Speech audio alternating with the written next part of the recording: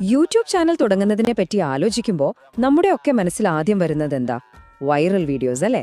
പക്ഷേ ഒറ്റ രാത്രി കൊണ്ടുള്ള പ്രശസ്തിക്കപ്പുറം യൂട്യൂബിനെ ഒരു സ്ഥിര വരുമാനം തരുന്ന ഒരു യഥാർത്ഥ ബിസിനസ്സായിട്ട് എങ്ങനെ മാറ്റിയെടുക്കാം, അതാണ് നമ്മളിന്ന് നോക്കാൻ പോകുന്നത്. 2026ലേക്ക് നിങ്ങളുടെ ചാനലിനെ ഒരു വെൽത്ത് ബിൽഡിംഗ് മെഷീനാക്കി മാറ്റാനുള്ള ഒരു കംപ്ലീറ്റ് ബ്ലൂ പ്രിന്റ്. ഈ സ്ക്രീനിലെ നമ്പർ കണ്ടോ?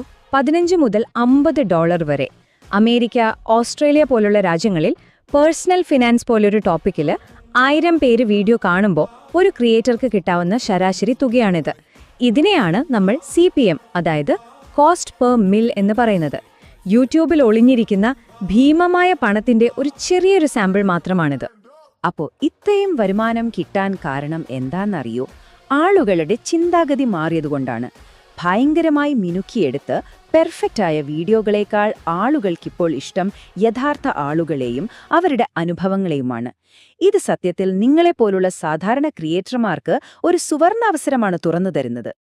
നമ്മൾ യൂട്യൂബിനെ കാണുന്ന രീതിയൊന്ന് മാറ്റണം.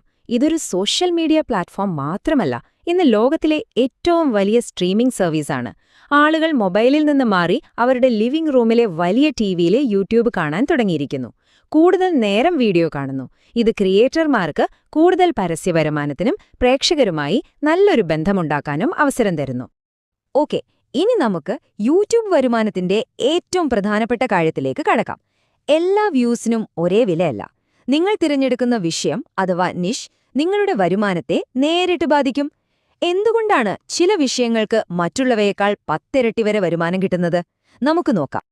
യൂട്യൂബ് വരുമാനത്തെപ്പറ്റി പറയുമ്പോൾ നമ്മൾ ആദ്യം കേൾക്കുന്ന വാക്കാണ് ഈ CPM.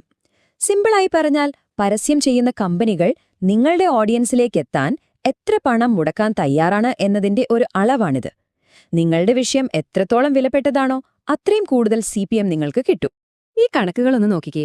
ടെക്നോളജി, ബിസിനസ്, ഫിനാൻസ് പോലുള്ള വിഷയങ്ങളിൽ കോടിക്കണക്കിന് ഡോളറുകളാണ് ഓരോ വർഷവും പരസ്യത്തിനായി ഒഴുകിയെത്തുന്നത്.